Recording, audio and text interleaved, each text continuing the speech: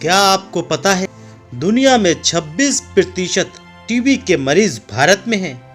जी हाँ, ये बात सही है। दुनिया के 26% टीबी के मरीज भारत में हैं। 30 देशों में भारत सबसे ऊपर है। WHO की रिपोर्ट के मुताबिक 5 प्रमुख जोखिम कारकों के बारे में बताया गया है। विश्व स्वास्थ्य संगठन ने भारत की चिंता बढ़ा दी है। दावा किया है कि दुनिया के 26% टीबी के मरीज भारत में हैं।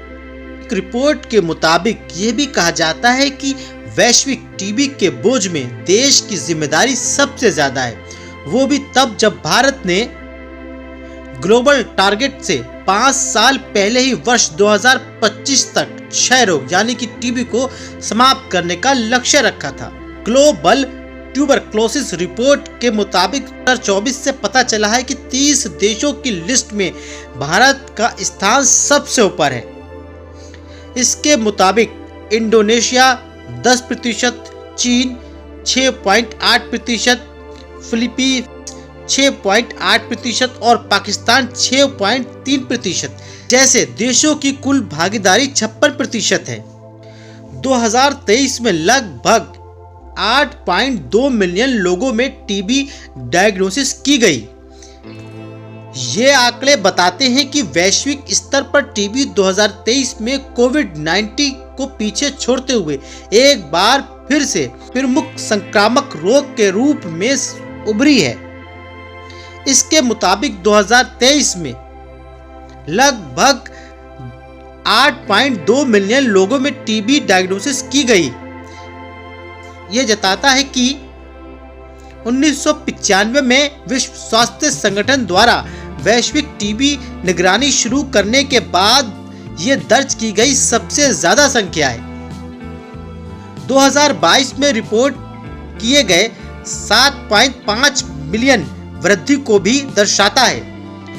यह बड़ा संक्रामक रोग पुरुषों में सबसे आम पाया गया है, महिलाओं में 30% से ज्यादा, जबकि 12% बच्चे और किशोर इसके शिकार बताए गए हैं।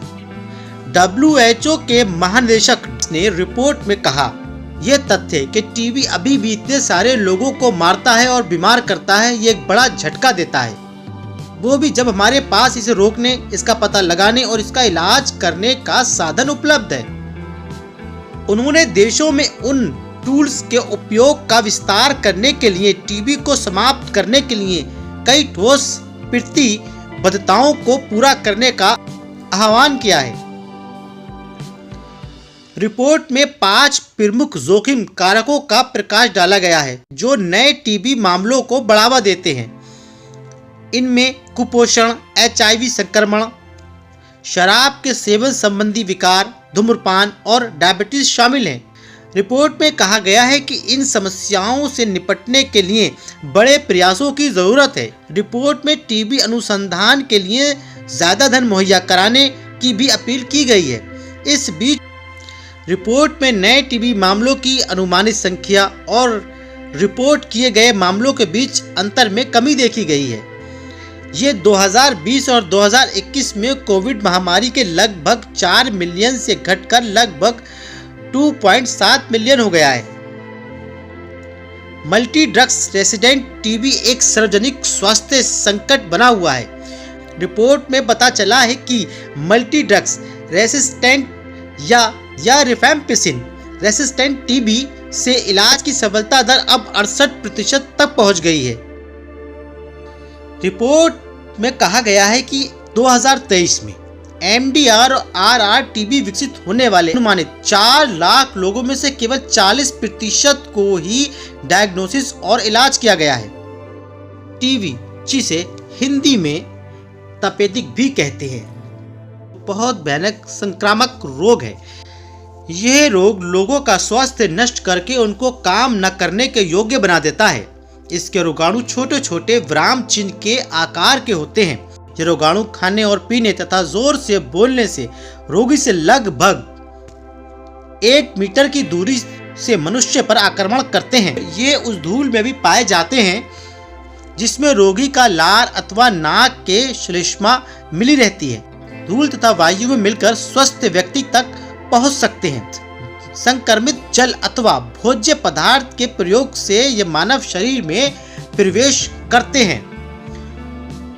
बहुत से पालतू जानवर इस रोग के शिकार होते हैं। इनका दूध, मांस का प्रयोग करने से इनके रोगाणु स्वस्थ मानव के शरीर में प्रवेश कर जाते हैं।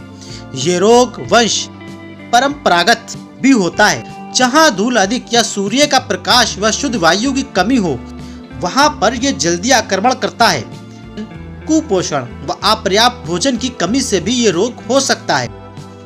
अधिक कार्य तथा अपर्याप्त विश्राम के कारण भी ये रोग होता है। धूम्रपान, शराब तथा अन्य मादक पदार्थों के सेवन से शरीर कमजोर होने लगता है और कमजोर शरीर पर इसका आक्रमण आसानी से हो सकता है। शुरुआत में रोगी थकावट का अनुभव करता है। धीरे धीरे भूख कम हो जाती है, काम करने में जी नहीं लगता, फिर थोड़ा बुखार और खांसी रहने लगती है। खांसी के साथ साथ भूख का गिरना, रोगी का जल्दी जल्दी सांस लेना।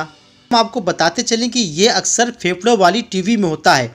हालांकि टीबी कई प्रकार की होती है। शरीर पीला पड़ने लगता है, खून की कमी भी होने लगती है, भार में कमी आती है और शाम को अक्सर तापमान में वृद्धि हो जाती है।